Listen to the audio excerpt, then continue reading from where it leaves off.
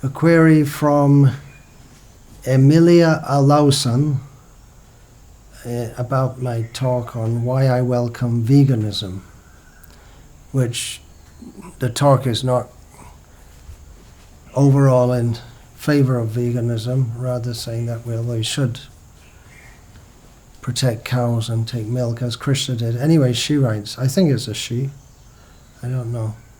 Dear Maharaj, I have a question about a point you made in this class. You say that a devotee would commit an offence toward the deities he serves if he will not offer food made with milk, since Krishna is known to make food out of different milk products. I question the logic in this claim. As far as I have understood, Krishna came personally on earth in order to promote Dharma, religion, righteous life, and godliness in human society. An important part of that is the concept of Goraksya, as stressed by Shrila Prabhupad in all his books. Is it not therefore logical to assume that Krishna likes food made with Goraksya Dairy, not food made with milk forcibly taken from tormented cows who end up in slaughterhouses? Would he have displayed such food preferences if the inhabitants of Vrindaban had used milk from modern dairy farms? After all, in the Bhagavad-gita He only promises to accept a leaf of flour and some water if offered with love and devotion. What is your opinion about this, Maharaj? I gave that talk quite some months ago. I can't remember exactly what I said.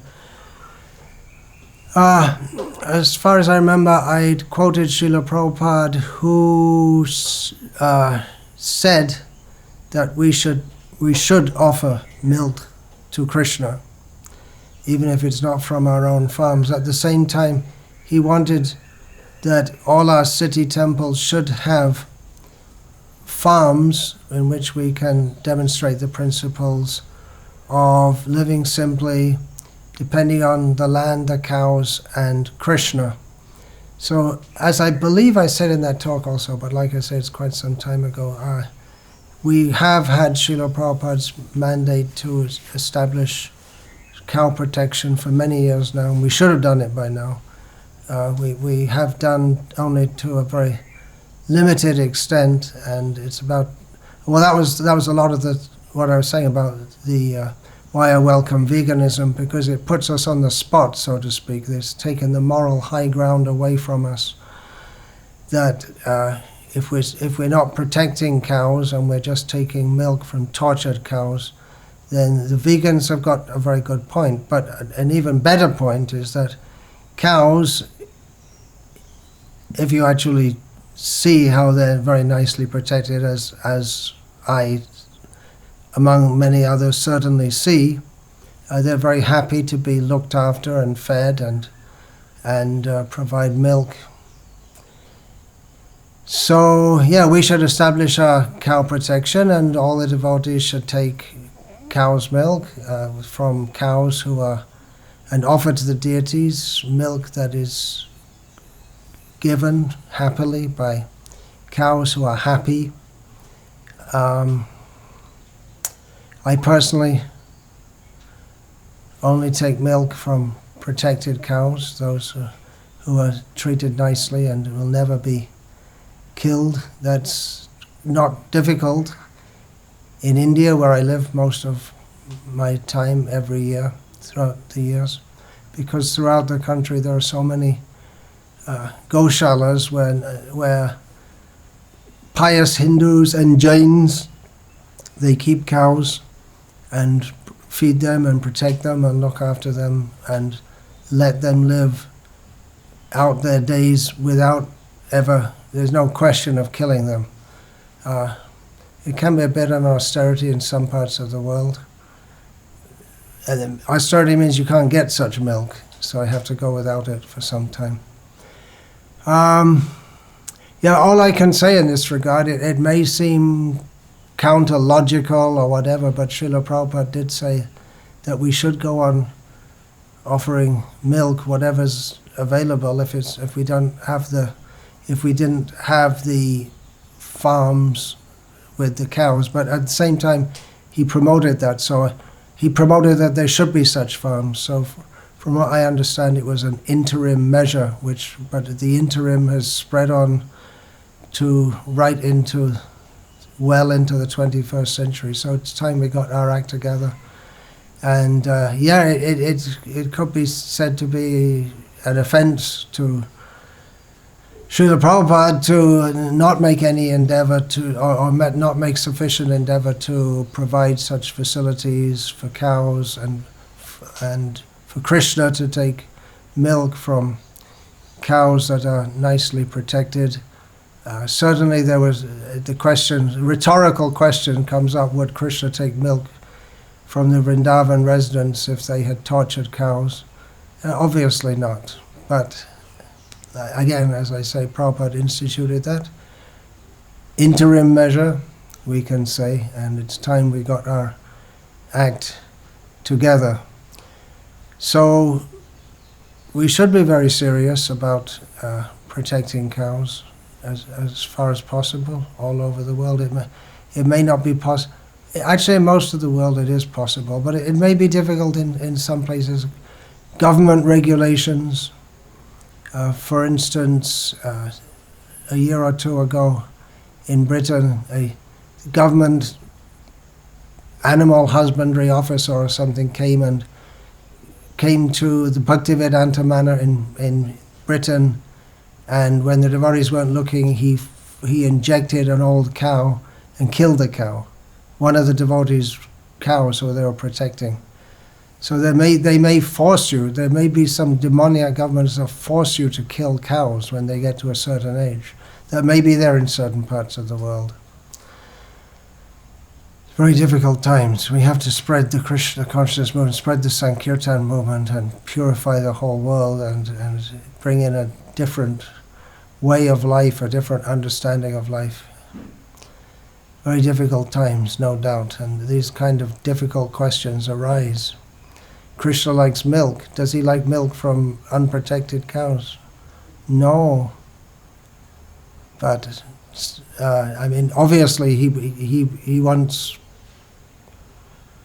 that the cows be protected, but we have to do it. It may be a tough thing to do. It may be that by protecting cows, the cost of the milk doubles, triples, quadruples, quintuples, hextuples, or whatever, but we have to do it.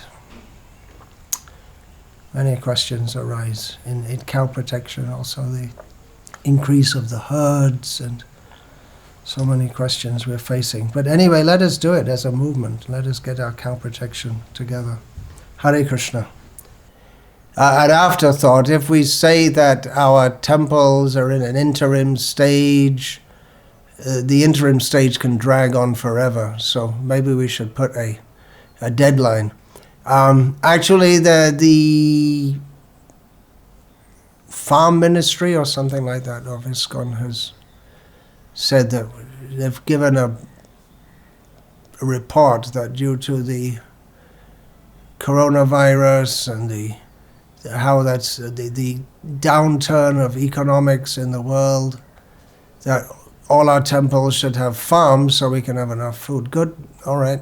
That means cows also. So let's hope and pray that the responsible leaders of this movement do it quickly, so that at least in our temples we can get, or on the farms we can get cow protection together, and in our city temples and temples everywhere we can offer Krishna milk that is from cows who are happy to give their milk, cows who are protected. Sometimes we see cows, they go on giving milk even they have just one pregnancy, and for some reason or other they can't conceive after that, and they just go on giving milk out of affection. When I was in the Czech Republic some years ago, you may not believe this, but that's what they told me, and I have no reason to disbelieve it. There was a cow there who'd never calved, and she gave milk every day, and they're very affectionate to the devotees. When we went in the field, there were cows there and horses, and they all came running toward us because they expected when humans come, they get affection. And they were very happy to see the devotees, and then the devotees would, then we brushed them and stroked them, and they were just very clearly very happy to be with humans. And so out of affection, such cows may profusely give milk, and definitely Krishna will be more pleased with that. Milk from happy cows than milk from tortured cows. Hare Krishna. Jai Gopal, Jai Govinda. Namo Brahmanya Devaya Go Brahmana Hitaya Cha. Jagatitaya Krishnaya Govindaya Namo Namah. We offer our respects to Krishna, who is the worshipable deity of the Brahmanas and the benefactor of the whole universe, and especially of the cows and the Brahmanas. So he's known for that reason as Govinda. And in one place, Srila Prabhupada states that even more than the Brahmanas, Krishna is concerned with the welfare of the cows. So we who aspire to be his devotees, and those of us who are followers of Srila Prabhupada who stress this cow protection so much, that we really have a duty to get it together quickly, without delay, any further delay. It's been long enough. Let's get it together. Hare Krishna, Jai Gopal.